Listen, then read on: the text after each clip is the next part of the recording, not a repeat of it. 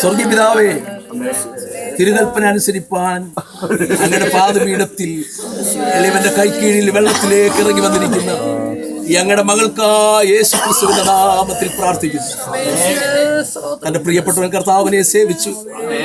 അവിടുത്തെ മകളും കർത്താവിനെ ആരാധിപ്പാൻ ആലയത്തിൽ കടന്നു വന്നുകൊണ്ടിരുന്നാൽ അങ്ങയുടെ സമയമായപ്പോൾ കർത്താവെ, സ്നാനം എന്ന കൽപ്പന ഏൽക്കുവാൻ അവിടുത്തെ മകൾക്ക് കൃപ നൽകിയിരിക്കാൻ സമർപ്പണത്തോടെ തിരുസല്ലായിരിക്കുന്ന അവിടുത്തെ മകൾക്ക് വേണ്ടി പ്രാർത്ഥിക്കുമ്പോൾ ദുഷ്ടന്റെ പോരുകൾ തകരപ്പെടട്ടെ, വിശ്വാസത്തിൽ ശക്തിപ്പെടട്ടെ.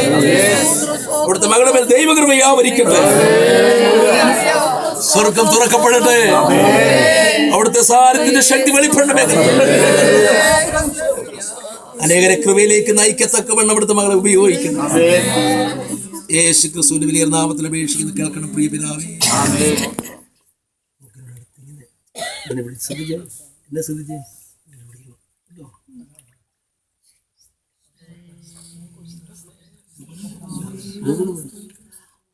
ആയിരം 2000 വർഷങ്ങൾക്ക് മുമ്പ് ആദാമ്യവർഗത്തിന്റെ പാപത്തിന്റെ പരിഹാരത്തിനായി സ്വർഗലോകം വിട്ട് ദൈവരൂപം വിട്ട് മനുഷ്യനായി മറിയയിൽ ജനിച്ച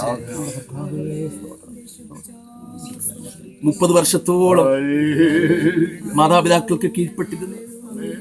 30ാമത്തെ വയസ്സിൽ സ്നാനപ്പെട്ട് ആത്മനിയോഗത്തോടെ ഉപവസിച്ച് ശുശ്രൂഷയ്ക്കായി ഇറങ്ങി അത്ഭുതങ്ങളും അടയാളങ്ങളും വിവിധ വീര്യപ്രവൃത്തികളും ജീവിച്ചിരിക്കുമ്പോൾ കാണിക്കുകയും തന്റെ മരണത്തെക്കുറിച്ച് മുൻകൂട്ടി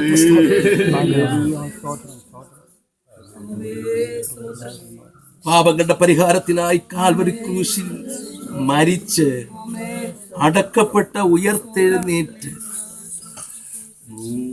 തന്നെ കാത്തിരിക്കുന്ന വിശുദ്ധന്മാരെ ചേർക്കുവാൻ വീണ്ടും വരുമെന്ന് അരുളി ചെയ്ത് സ്വർഗത്തിലേക്ക് കരേറിപ്പോയ യേശു ദൈവപുത്രനായ ക്രിസ്തു എന്ന് കുഞ്ഞുമോളമ്മാമ വിശ്വസിക്കുന്നുവോ? വിശ്വസിക്കുന്നവരെ സ്നാനപ്പെടുത്തണമെന്നുള്ളത് കർത്താവിന്റെ കൽപ്പനയാകുകയാണ്.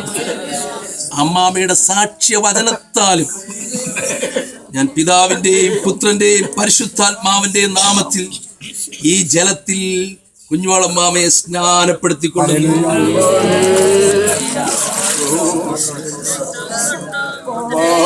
മരണപര്യന്തം വിശ്വസ്ത